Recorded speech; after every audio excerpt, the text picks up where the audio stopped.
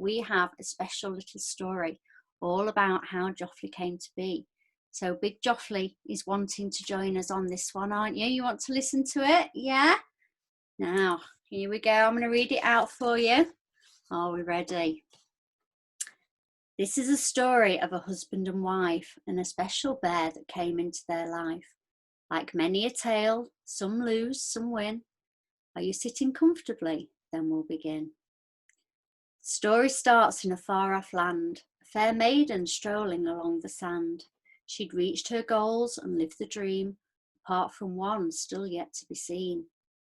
For many years she'd had a plan, long before thoughts of finding a man, to create a bear to help children see all that life offers and all they can be. Many a time she would fall into bed, imagining scenes of what could lie ahead. If only she dared to share her dream and have the courage to start the scheme. Many years went by without a care for meeting a man or creating a bear, until one day, quite out of the blue, she fell in love and said, "I do."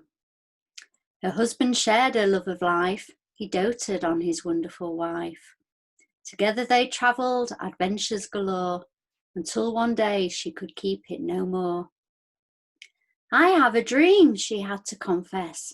"It might sound crazy to some, I guess, but I want to create a little bear to inspire and comfort when no one's there." "Yes, let's do it," her husband said. "I'm right behind you, full steam ahead."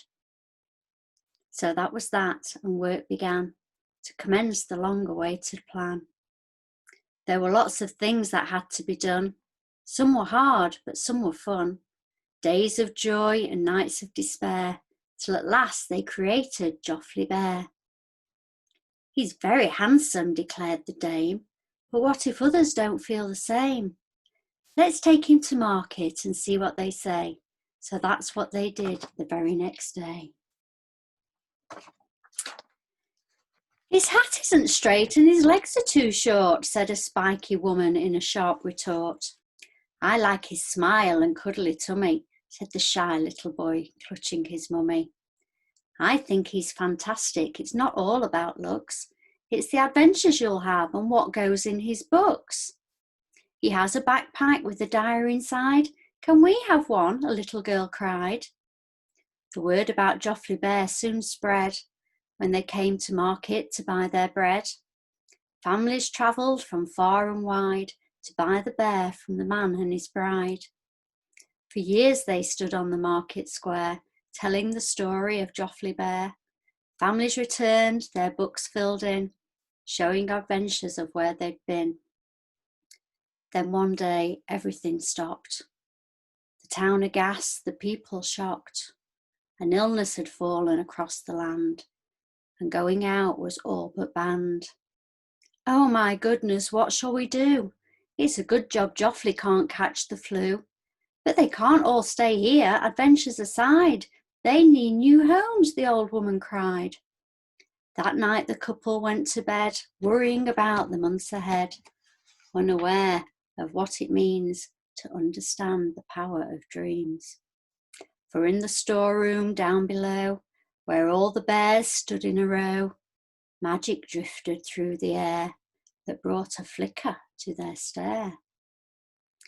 One by one they began to slide down off the shelves with a stretch and a stride.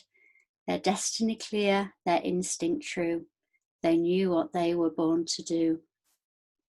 They found the families yet to share their great adventures with Jofli Bear. They snuck in the house and crept upstairs, tiptoeing past all the other bears.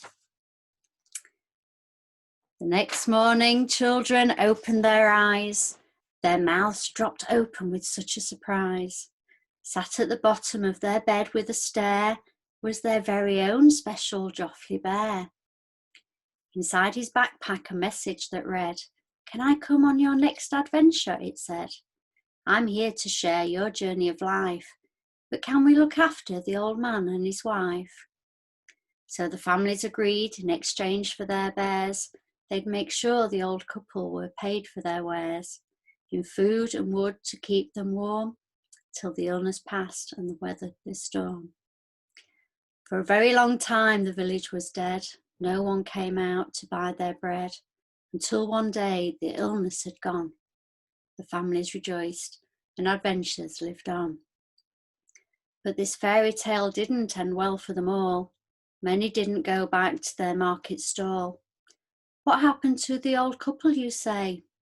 Rumour has it they returned to the beach far away, to a secret location with golden sand, where they still make Jofli bears as planned. Each night the bears leave to find someone new. Maybe they're looking for adventures with you.